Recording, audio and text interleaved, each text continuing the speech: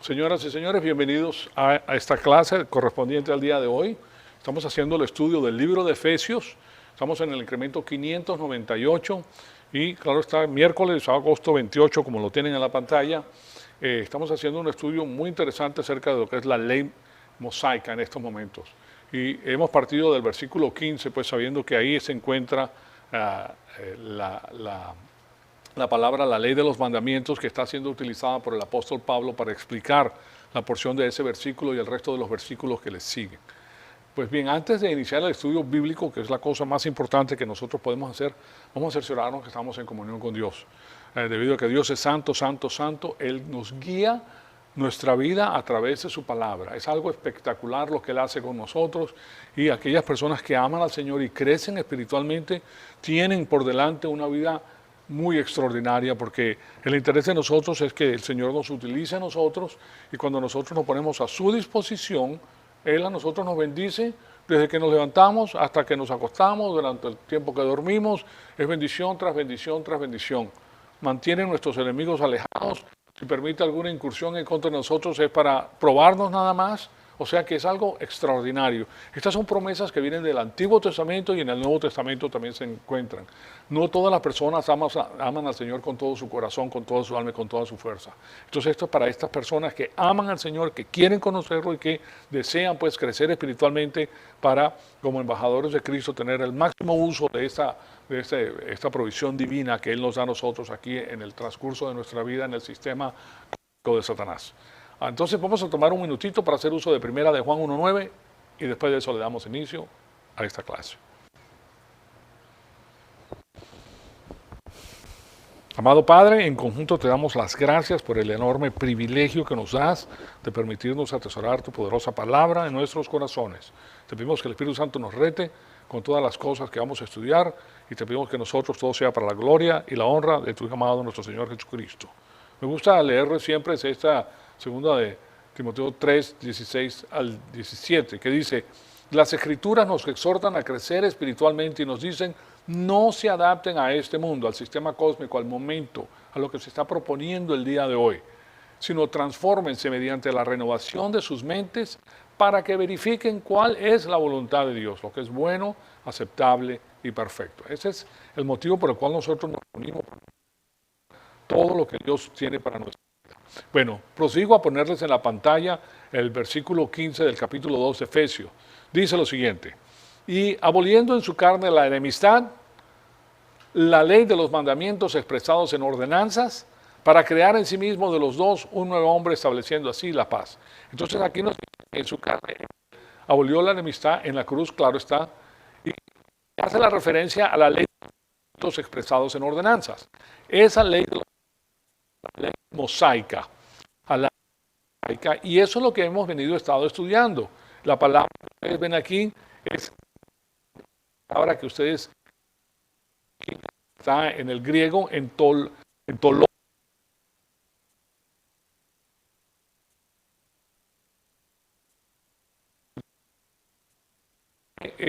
Nosotros nos indica, primero que todo, les quiero poner en la pantalla el hecho que está dividido en tres partes. La ley mosaica, para propósitos del estudio, porque es una sola ley, pero para propósitos del estudio estamos viendo que está dividida en el decálogo, después están las ordenanzas y los juicios, las ordenanzas, y número 3, los juicios. Entonces, la primera parte, pues, el código número 1 son los 10 mandamientos del decálogo, y ese es el código de la libertad que le da Dios a su pueblo. Recuérdense del trasfondo: este pueblo sale con una mentalidad de esclavos, porque sus padres y ellos mismos, que reciben información de sus padres, tienen en su corazón ese sometimiento al sistema cósmico de esclavitud.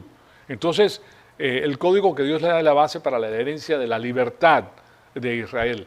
Y nos damos cuenta de que aquellos países que implementan el código de la ley mosaica tienen una prosperidad extraordinaria, porque este código, que los Estados Unidos ha tenido por mucho tiempo, pero se ha retirado de él. Es más, este código lo tenían en todas las escuelas de los Estados Unidos, pero ahora la han quitado, y claro, hasta ahora el crimen está por todos lados, se roban las cosas, hacen desastres, porque este código es para salvaguardar la libertad humana de un país.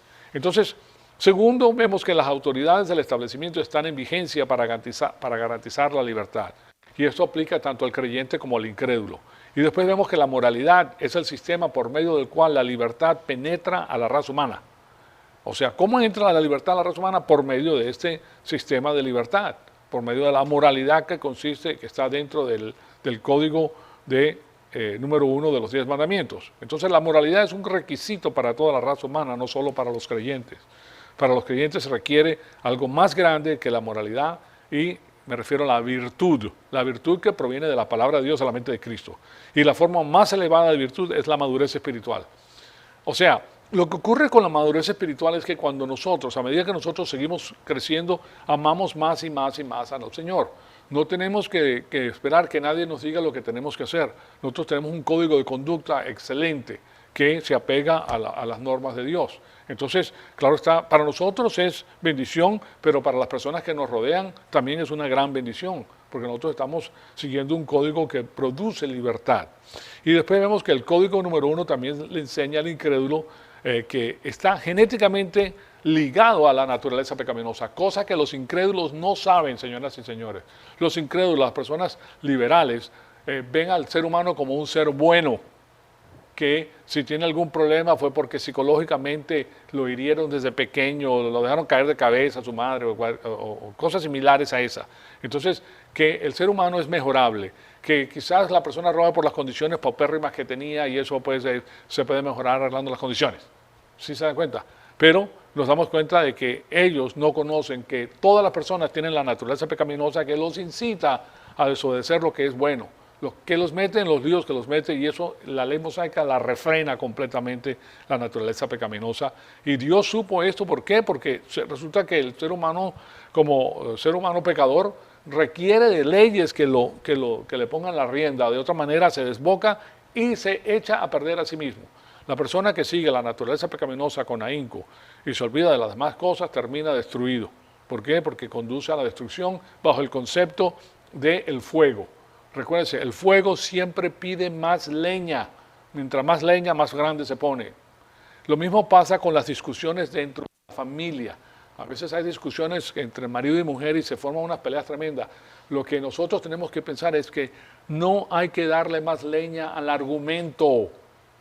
Si tu marido te está atacando de una manera que tú no y te dice esto y aquello y aquello y aquello, entonces tú vienes y le sacas lo tuyo.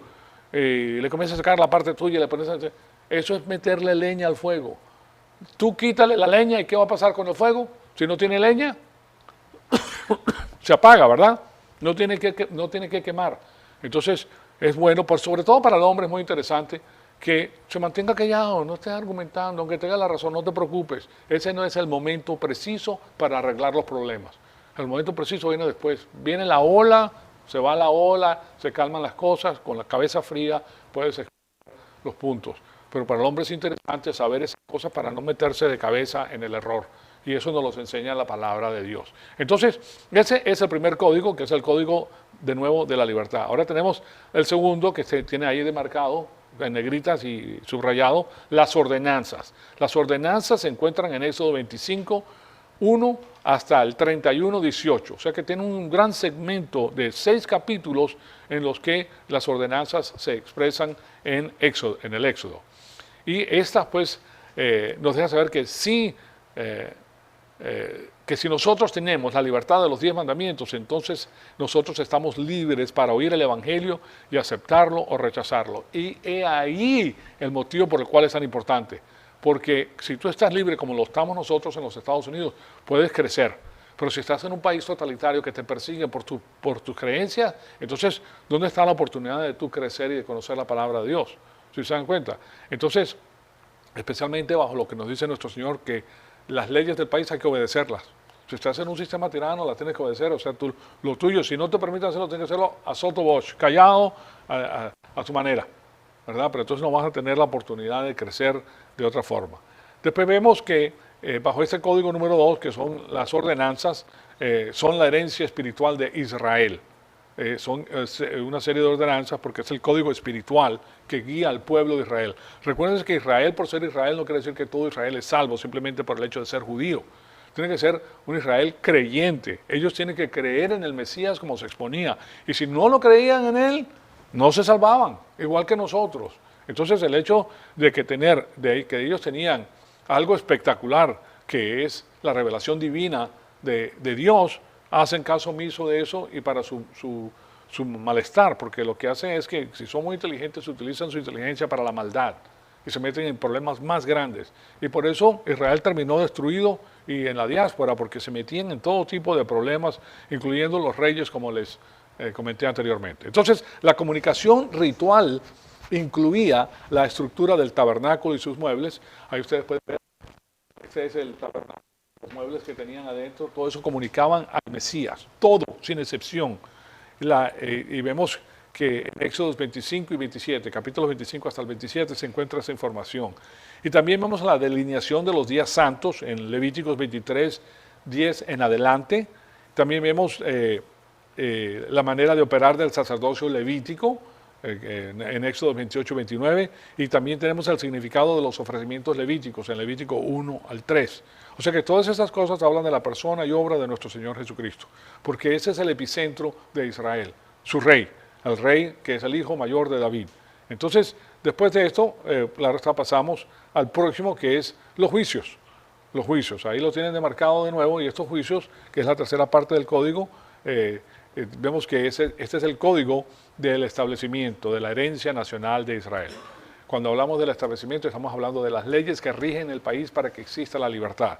Y cada principio o función relacionado con la vida de una nación cliente fue puesto por escrito. Solamente Dios hace eso, como les he mencionado anteriormente, y también fue comunicado oralmente y reducido a la manera de operar del gobierno. O sea que el gobierno no estaba ahí para hacerse rico, el gobierno estaba ahí para servir al pueblo, para darle la libertad, para que ellos pudieran adorar y pudieran mantener lo que ellos tenían. Entonces esto incluía una elaboración de libertad, autoridad, privacidad, derechos, privilegios, matrimonio, divorcio, política militar, impuestos, dieta, salud, sanidad, cuarentena, ley criminal, juicio, castigo, leyes de evidencia y pena capital. Todo eso se encuentra en Éxodo 21, comenzando con el versículo 1 hasta el capítulo 23, versículo 9. Entonces, la responsabilidad del gobierno es asegurar la libertad. Esa es la responsabilidad, que todas las personas puedan mantener lo que ellos producen, ¿okay? Y tener la privacidad. Por ejemplo, tu vida es privada, lo que tú haces es privado y el gobierno no tiene por qué enterarse de lo que tú haces o de lo que tú tienes. ¿Sí me explico? Eso es asunto privado. Entonces, la ley mosaica tiene todo lo necesario para asegurar la libertad de sus ciudadanos. La amplificación de los principios de la libertad relacionados al gobierno y a los ciudadanos privados. Todo eso se colinda pues para dar una nación vigorosa. Entonces, el segundo punto que les quiero dar acerca de esto es que el principio de la privacidad en la libertad es muy importante, porque sin privacidad no hay libertad. Nadie se tiene que meter en tu vida privada. ¿Okay? Nadie se puede meter. Y yo les comenté anteriormente que si una persona, bueno, si tú te casas inicialmente y eres joven, generalmente consigues a una mujer que ha sido guardada para ti, ella ha esperado, tú has esperado y terminas con la mujer de tu vida. ¿Okay? Pero ya después también ocurren cosas en la vida y sin la información bíblica y con los problemas que existen en la vida, porque son muchos y muchas las vicisitudes y muchas las cosas que ocurren en la vida, que a veces la persona termina divorciándose. Y después la persona vuelve y se casa. ¿Okay? Vuelve y se casa con otra persona. Bueno, el hombre no tiene el derecho de sacarle la información a la mujer de su vida pasada, ni de la otra manera. Ahora, sí tiene el derecho de averiguar si esa persona tiene, a través de sus conversaciones, si tiene características de una persona con la cual él se puede unir, porque tiene normas, tiene principios. Sí puede, la mujer le va a decir por qué ocurrió su divorcio o viceversa él a ella, ¿verdad? Pero más allá de eso, no. Eso es privacidad. Si ella quiere dar la información, bien.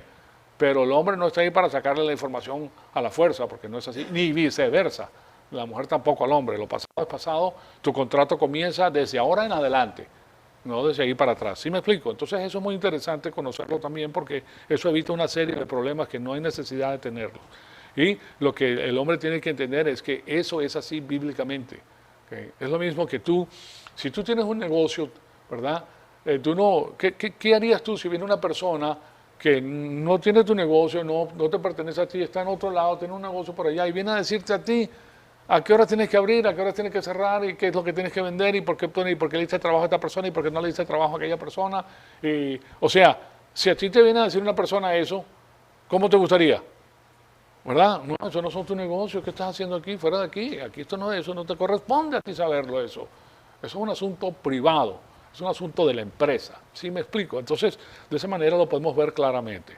Ahora, después tenemos con esta porción de la escritura, que es el Código y los Juicios, tenemos el concepto de la jurisprudencia que distingue entre la ley criminal y la ley civil y desarrolla pues las leyes de evidencia las cuales excluían los rumores y asignaban el castigo justo por los actos criminales y de agravio o injuria para la ley civil. Por ejemplo, ustedes han oído de este señor que entre comillas dice que se suicidó, pero Epstein creo que se llamaba, ¿verdad? Yo no creo que se suicidó ese señor, porque él ya había dicho la primera vez que le habían entrado a golpe y lo quería matar, y la segunda vez se apagaron las cámaras, no había nadie, entró una persona y se murió el hombre. ¿Okay? Ahora, se acaba la parte criminal del juicio porque ya no puede hacer juicio una persona muerta, ¿verdad? Entonces no puede salir al aire criminalmente, cargarlo con eso. Pero civilmente sí se le puede ir arriba. Civilmente, si se le prueba que fue culpable en la parte civil, sí le puede poner grandes demandas y quitarle una cantidad de dinero por el agravio hecho. O sea que aquí también se entiende la ley civil y la ley criminal. Y claro está, en Génesis, yo les di la semana pasada, Génesis 9:5, dice, porque ciertamente por su propia sangre pediré cuentas a todo animal y a hombre. Yo pediré cuentas a cada uno por la vida del hombre. El que mata tiene que morir según la ley mosaica, incluyendo los animales. Un animal que mata a una persona tiene que morir. Y el hombre que mata a una persona tiene que morir. Entonces, el que derrame sangre de hombre, su sangre será derramada por hombre. O sea, pena capital. Ahí la tienen ustedes. Porque a la imagen de Dios, Él hizo al hombre. Las únicas excepciones que habían en esto era si era un accidente. Si ocurre un accidente en el cual tú matas a una persona y adivinen cuál es lo que utiliza la palabra de Dios para saber si fue intencional o no fue intencional. El odio. El odio es lo que causa que una persona mate a otra persona. El odio. O sea, si tú lo planificas, esta persona la odio, no la quiero ver ni en pintura. El odio.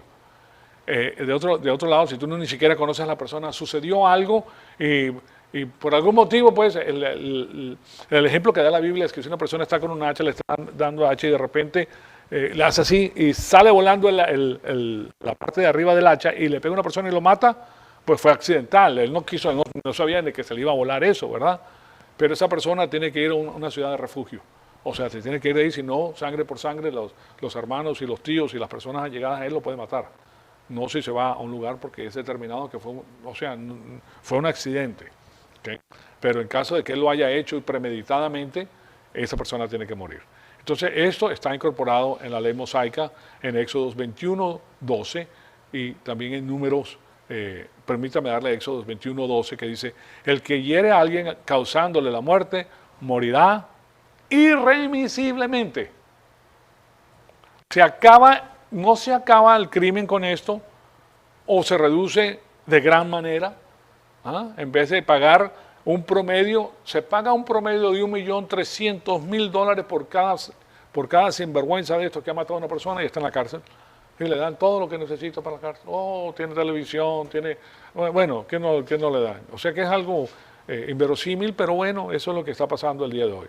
Y también se encuentra en Números 35:30, y ahí dice, cuando alguien mata a una persona por el testimonio de testigos, se le dará muerte al asesino. Pero un solo testigo no bastará para que se le sentencie a una persona a morir. O sea que la ley esa es la ley de la, le llaman la ley de la evidencia.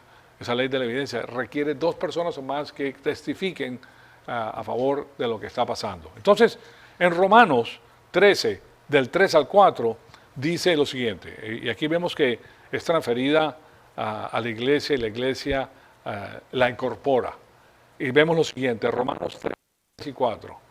Romanos 13, 3 y 4 nos dice, porque los gobernantes no están aquí para influir el terror al que hace lo bueno, sino al que hace lo malo. ¿Quieres no temer a la autoridad? Haz lo bueno y tendrás su alabanza. ¿Ok? Si tú haces lo que... esto tiene que ver con todos los países, señoras y señores, incluyendo los países tiranos. Si tú te vas en contra del país tirano, te va mal. Fíjense lo que están haciendo en la China en estos momentos. Tienen ese sistema por medio del Internet que te da una graduación social. Y si a ti te ven en el Internet viendo asuntos de democracia y te estás viendo otras alternativas, te hacen bola negra.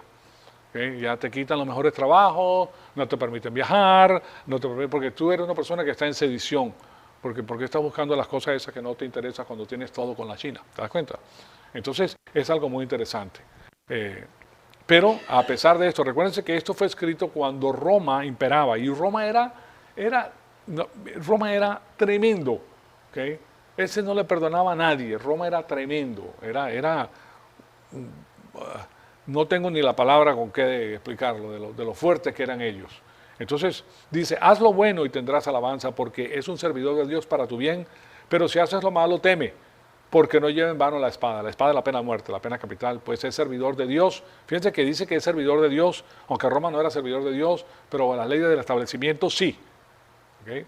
La paz romana duró muchísimo tiempo por las leyes que existían. Todo el mundo se apegaba a ellas y ahí sí se respetaba la privacidad de paso y se respetaba la propiedad, pero no te podías meter en contra del César. El César era considerado Dios. Eso es el problema que tenían, por ejemplo, los cristianos en las épocas cuando la iglesia incipiente o primitiva comienza. Que el cristiano no quería hacer el juramento porque te hacen hacer un juramento. Aquí al César, nosotros a César le demos pleitesía, le demos que César es Dios. Entonces, ¿qué pasaba con el cristiano? A César le demos pleitesía, pero César no es Dios. Nuestro Dios es Dios. Entonces ya era sedición. Entonces ahora, claro, venía atrás de los romanos que eran cristianos, diciéndoles que ellos eran personas que no estaban a favor del César. ¿Se dan cuenta? Entonces ahí viene la persecución tremenda, pero es una persecución política debido a eso específicamente. Pero Dios dice, hay que hacerle caso. ¿Okay? Pero cuando llega al asunto de quién es Dios, hay un solo Dios verdadero. Ya es la parte espiritual, individual, privada, y claro está, la violación que tenían ellos era metiéndose en la vida privada de la persona por ese susodicho juramento. Entonces, pero si haces lo malo, teme porque no lleva en vano la espada, pues es un servidor de Dios, un vengador para castigo del que hace lo malo. Entonces, también, además de eso, produce un sistema justo de impuestos. Por ejemplo, el diezmo, como yo les he comentado muchas veces, era un sistema de impuestos y era exigido a los creyentes y a los incrédulos, tanto a uno como al otro. Ustedes saben que en la iglesia nosotros no pedimos fondos a personas incrédulas. ¿Es incrédulo? No, para nada. A nosotros no nos interesa el dinero de afuera, porque esto es para la adoración interna del creyente. Me explico, el creyente expresa su amor y su adoración de las ofrendas porque se da cuenta de que eso es lo que se requiere para que la palabra de Dios se difunda. Pero una persona que no cree en el Señor Jesucristo, nosotros no queremos que esa persona dé. Entonces, ese asunto de que no, pido a Dios que me gane la lotería, porque si me gano la lotería le voy a dar $1.000.000 a la iglesia. ¿Qué? Entonces, ahora está haciendo negocio con Dios. Y Dios no te va a bendecir de esa manera para que tú puedas darle $1.000.000 a la iglesia. ¿Okay? Entonces, pero el hombre siempre trata de hacer esas cosas. Siempre. Entonces, ese sistema justo de impuestos tenía que ver con ese diezmo y también había un sistema separado de ofrendas para los creyentes solamente. Y ese lo podemos ver en Deuteronomio 18:1 y aquí se los pongo para que ustedes se den cuenta. Dice, los sacerdotes levitas, toda la tribu de Leví no tendrán parte ni heredad con Israel.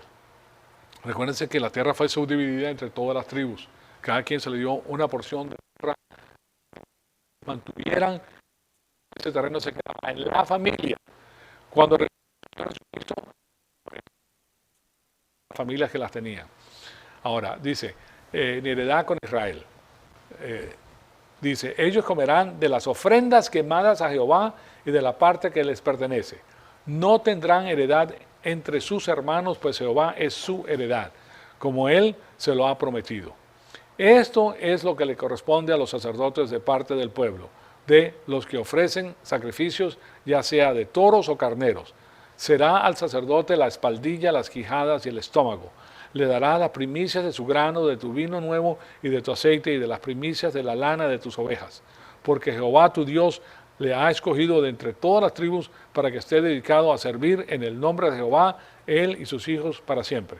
Entonces, para el pueblo de Israel recuérdense que ¿quién les dio el terreno al pueblo de Israel? Dios. ¿Okay? Josué habló con el pueblo después que Moisés le había hablado con él y él hizo llegar a los líderes de las tribus y él le da a ellos el terreno que les pertenece. O sea que el terreno se los da Dios. Ahora ellos tienen el privilegio de ahora dar a los sacerdotes. ¿Se dan cuenta? Entonces, ese no es el caso hoy en día. ¿Saben por qué? Porque hoy en día todos somos sacerdotes. ¿Sí me explico? Ahí no hay un sacerdote especializado, a menos que estés en una religión que se llame sacerdotes. Qué raro, ¿verdad? ¿Por qué se llaman sacerdotes? Y los demás son laicos. Pueden hacer uso de esto entonces, pueden hacer una hermenéutica complementaria y decir, bueno, aquí dice, mire, los sacerdotes hay que darle esto y esto y esto. ¿Se dan cuenta? Porque ellos son los únicos sacerdotes según ellos, según lo que ellos han, porque ellos están mezclando el Antiguo Testamento con el Nuevo Testamento. Pero en la iglesia, nosotros somos los sacerdotes de Dios Altísimo. Nación santa, pueblo escogido, real sacerdocio. Entonces, pero, o sea, les trato de decir esto para que ustedes se den cuenta de la falacia que existe el día de hoy por esta hermenéutica complementaria, la teología del pacto. Todo eso que estamos estudiando nosotros referente al reino venidero, bueno, es lo mismo. Entonces, él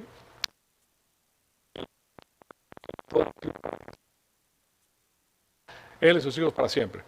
En Nehemías 13, y asimismo me informé de que no habían sido dadas sus porciones a los levitas, dice Nehemías, por lo que los levitas y los cantores que hacían el servicio habían huido, cada uno a su campo. Entonces fíjense lo que ocurre, la parte espiritual de Israel se echa a perder porque el pueblo no tiene el agradecimiento adecuado para darle a los líderes religiosos lo que ellos necesitan para su alimento espiritual.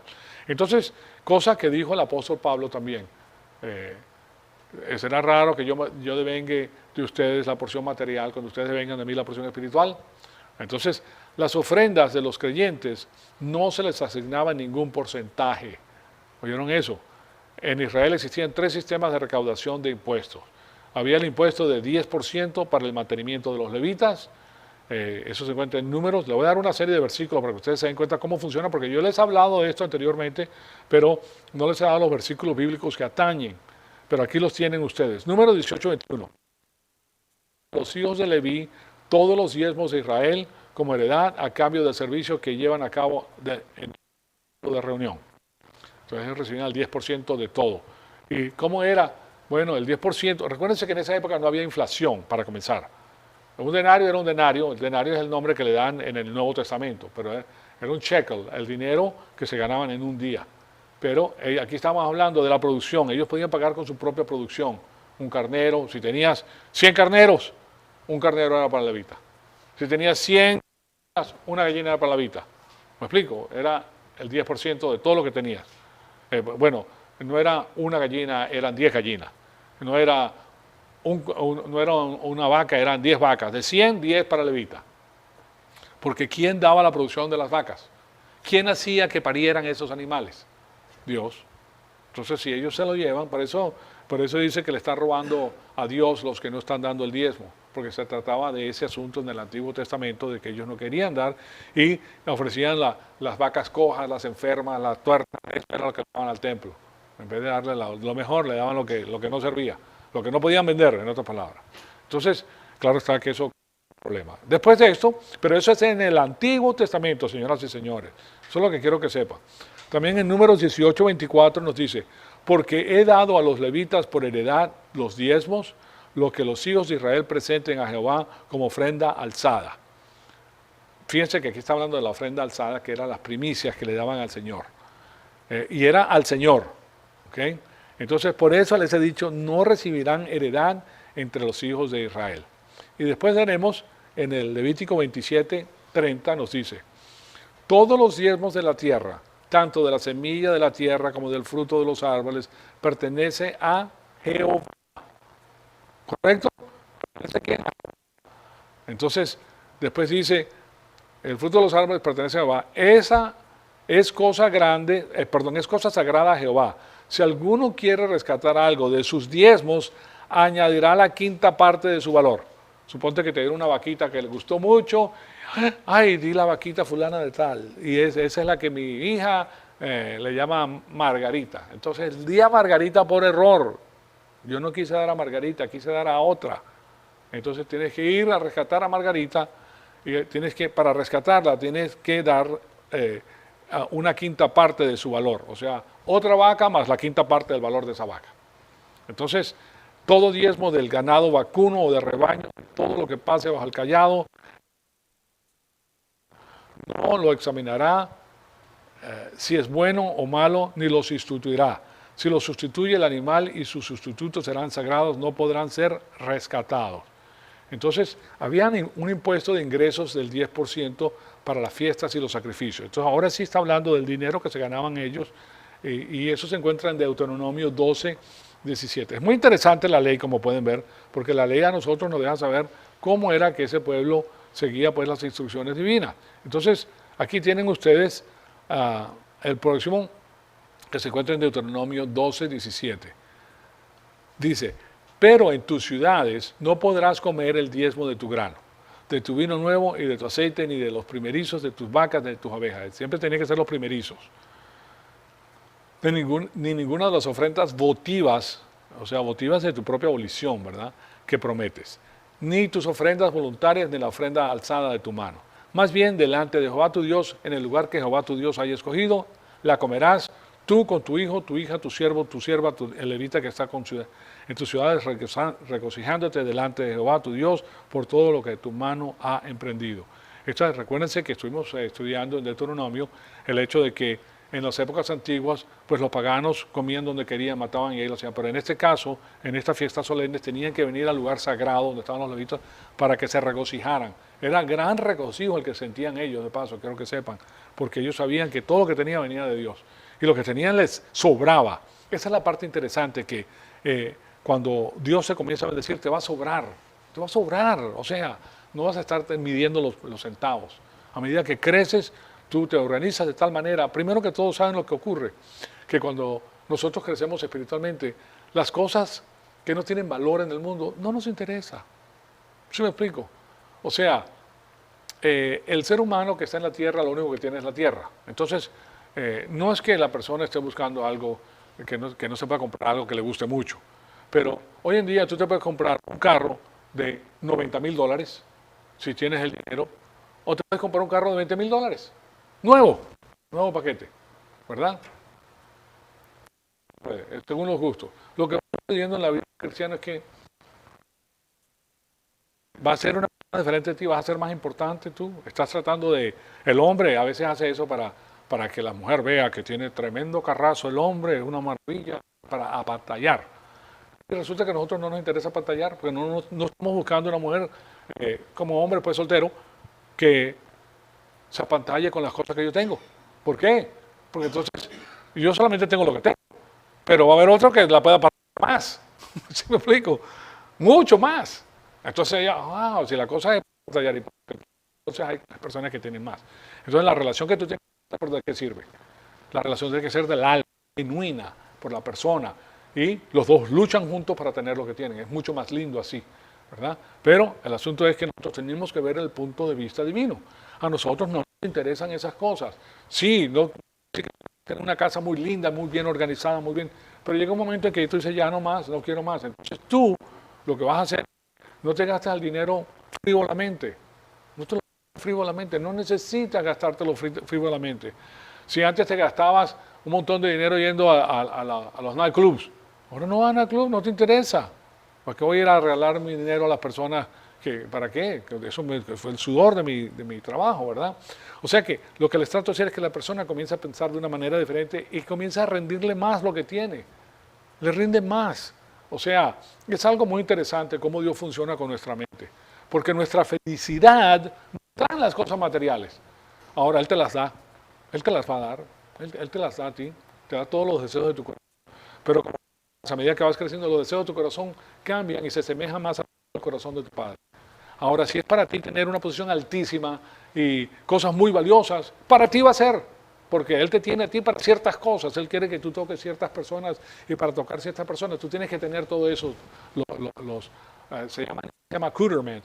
Accoutrement tienen que ver con lo, esa palabra yo la sabía en español, pero en estos momentos no me la... Tú puedes poner accoutrement, puedes ponerla ahí en el internet. ACCOURMET,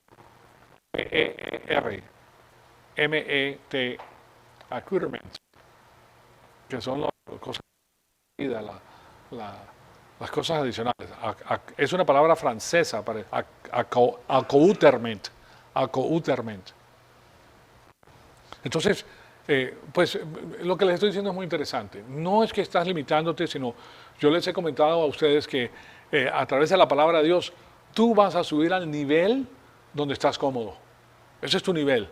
Y no todos tenemos el mismo nivel. Cada uno tiene un nivel diferente. ¿Se dan cuenta? Pero es el nivel donde Dios te quiere tener para que seas feliz. No tienes ni más ni menos, no llegas a tener... Porque hay personas que llegan a tener más de lo que necesitan y tremendo problema que se causan.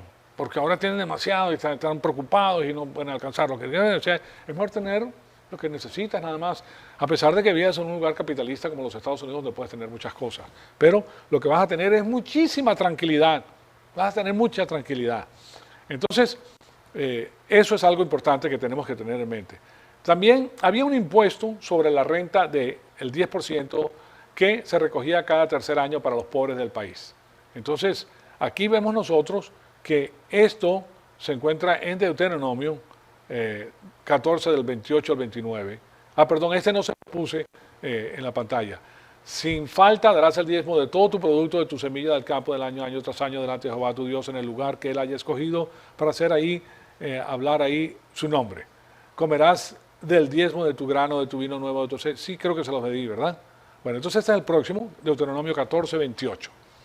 Dice, al final de cada 3 años, sacarás todo el diezmo de tus productos de aquel año y lo guardarás en tus ciudades. Entonces vendrá el levita que no tiene parte ni heredad contigo, el forastero y el huérfano y la viuda que haya en tus ciudades, y ellos comerán y se saciarán para que Jehová tu Dios te bendiga en toda la obra que hagas con tus manos. Entonces aquí está hablando que al final de cada 3 años sacarás todo el diezmo de tus productos de aquel año y para que venga pues el forastero, el huérfano, aquellas personas que están necesitadas. Ustedes saben que en los países de nosotros siempre llegan personas que no saben dónde están, llegan a un país sin hablar el idioma y están necesitados, pues hacían provisiones para ellos, para estas personas. Es una oportunidad extraordinaria para darle el evangelio a la persona. Que no vengan a la iglesia porque están muy despistados, eso no es lo que están buscando en ese momento, pero esas personas van a tener ayuda de las personas creyentes, de los cristianos. Y eso es muy interesante porque recuérdense que no hay nada más hermoso que la misericordia cuando tú la necesitas más. Eso te toca el corazón. Y si viene de una persona creyente, entonces caramba, esa persona sí que me ayudó en el momento más necesitado en mi vida. ¿Y por qué piensa de esa manera y por qué lo hizo? Y ahí tienes la oportunidad de presentarle el evangelio. Entonces, también en Malaquías 3, 8 al 11 describe la evasión de impuestos. ¿Okay? En Malaquías, ese es el famoso libro, ¿verdad? Pero fíjense lo que tenemos aquí, referente a Malaquías, del 8 al 11, dice, y este es el que utilizan de paso en las iglesias aquí hoy, el día de hoy. ¿Okay? Muy importante, porque resulta que esto no aplica al día de hoy. Esto aplicaba a Israel antes de que viniera la iglesia, ¿verdad? Y tenía que ver con el diezmo que había sido puesto pues, por escrito para que el pueblo de Israel supiera esto. Entonces por eso le dice, ¿robará el hombre a Dios? Pues ustedes me han robado. Pero dice, ¿en qué te hemos robado? En los diezmos, que son los impuestos, y las ofrendas, son las ofrendas espirituales dadas por los creyentes solamente. Y los incrédulos, claro, no querían pagar los impuestos sobre la renta y los impuestos relacionados al mantenimiento de las ofrendas levíticas, porque eran incrédulos. ¿Okay? Entonces, malditos son con maldición, porque ustedes, la nación entera, me ha robado. Imagínense ustedes a un pastor predicando esto a la congregación. ¿Okay?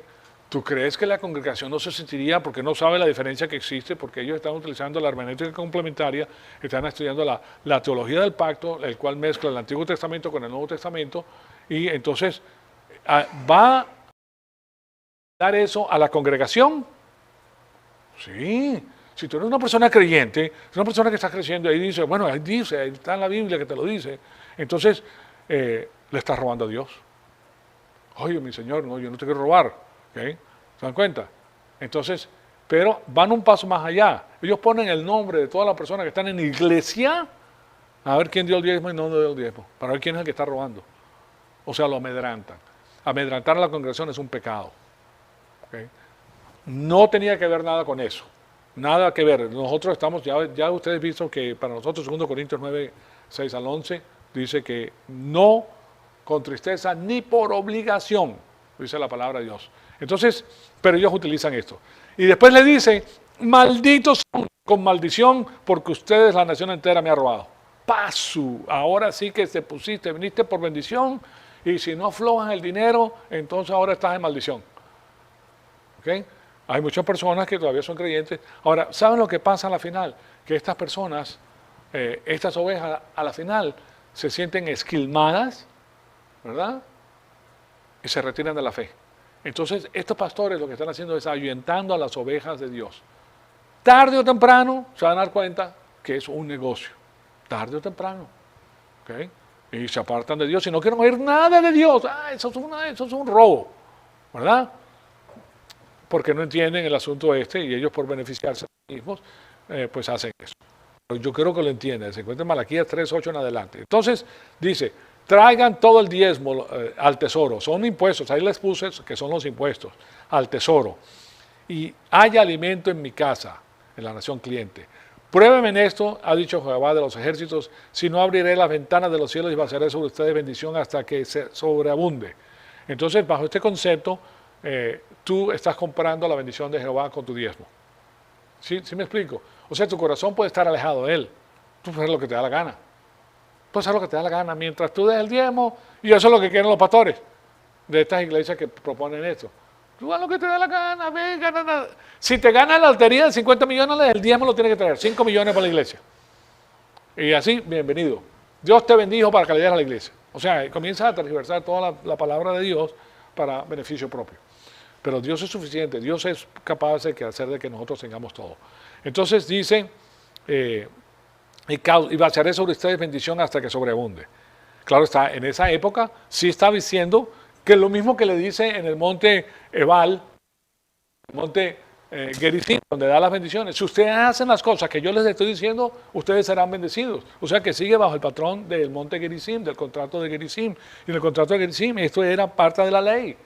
Era parte de la ley, ¿se dan cuenta? Ellos han recibido directamente de Dios todas estas cosas. Entonces, y después dice en el versículo 11, a causa de ustedes increparé, o sea, reprenderé también al devorador, cualquier cosa que destruya la economía como los insectos, pestes, ejércitos, invasores, etc. Para que no se consuma el fruto de la tierra ni la vid de ustedes en el campo y el campo se quede estéril, ha dicho Jehová de los ejércitos. Y esto era verdad para ellos. Para ellos era verdad porque ellos tenían que seguir lo que Dios daba porque Él quería mantener de esa manera a sus sacerdotes levíticos. Solamente los sacerdotes levíticos eran los sacerdotes de esa época. Entonces ellos eran los que tenían que hacer toda la función del templo, era todo un proceso lo que tenían que hacer. No es así en la edad de la iglesia. Todos nosotros somos sacerdotes. Ahora todos nosotros entendemos de qué se trata. Entonces se trata de proporcionar capital suficiente para que la iglesia tenga un lugar donde se pueda reunir, pueda escuchar la palabra de Dios, pueda mandar diferentes misioneros, pueda tener suficiente para tener los niños, etcétera, ¿verdad? De eso se trata nada más. Pero, y claro está, y nosotros colaboramos con eso simplemente, porque nosotros somos los mismos beneficiados de lo que nosotros hacemos. Entonces, todo esto tiene algo muy grande, pues. Estas grandes bendiciones vienen a la nación cliente cuando sus ciudadanos pagan fielmente sus impuestos legítimos. O sea que no existe un porcentaje cuando se trata de dar espiritualmente. ¿Okay?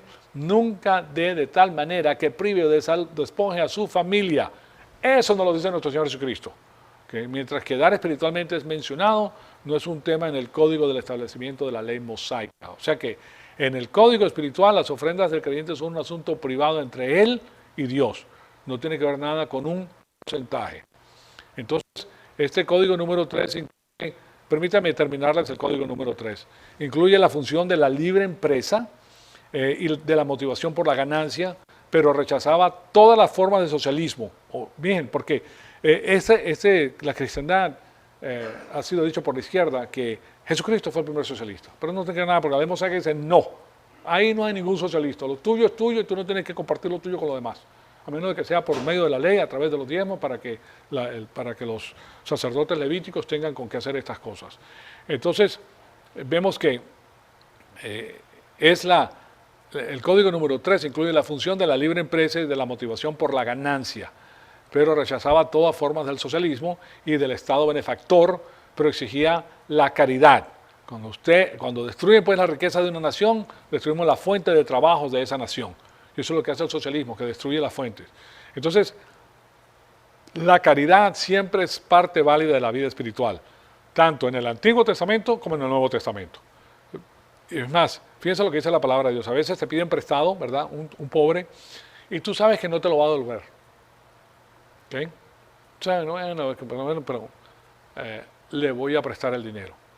¿Saben lo que dice la palabra de Dios?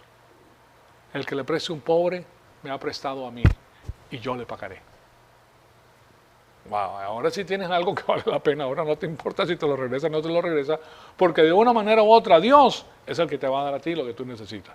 Entonces, habían 3 cosas que se rechazaban como maldad, pues, en el Antiguo Testamento. La desobediencia civil, la violencia y la revolución. O sea que la ley de los códigos era excelente. Las leyes divididas del establecimiento son tanto para el creyente como para el incrédulo entonces. Y la ley mosaica exigía la moralidad para los creyentes y los incrédulos. Y no era un método de espiritualidad, para nada. Eso es lo que utilizan el día de hoy en las iglesias como espiritualidad. Entonces, para finalizar, la moralidad no es espiritualidad. La espiritualidad es infinitamente mayor que la moralidad.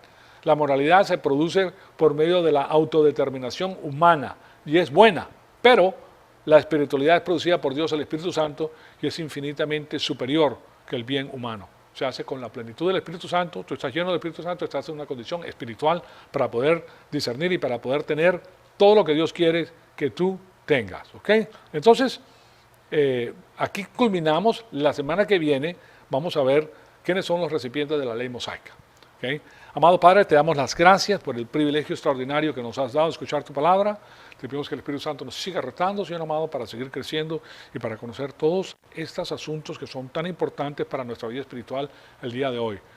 Nosotros sabemos que no estamos bajo la hermenéutica complementaria, nosotros no estamos bajo la teología del pacto, nosotros estamos aquí bajo la organización de la economía, que es las dispensaciones divinas que hablan del tiempo en que tú, cuando se finalice la edad de la iglesia y la iglesia sea levantada, regresa a Israel a tener la batuta y después de estos 7 años que es la tribulación, regresas a gobernar en la faz de la tierra con nosotros, Señor amado. Te damos las gracias por todo este conocimiento que hemos adquirido de ti y te pedimos que todas estas cosas en nosotros produzcan la mayor producción de obras de bien divino para la gloria y honra de nuestro Señor Jesucristo. En su nombre te lo pedimos.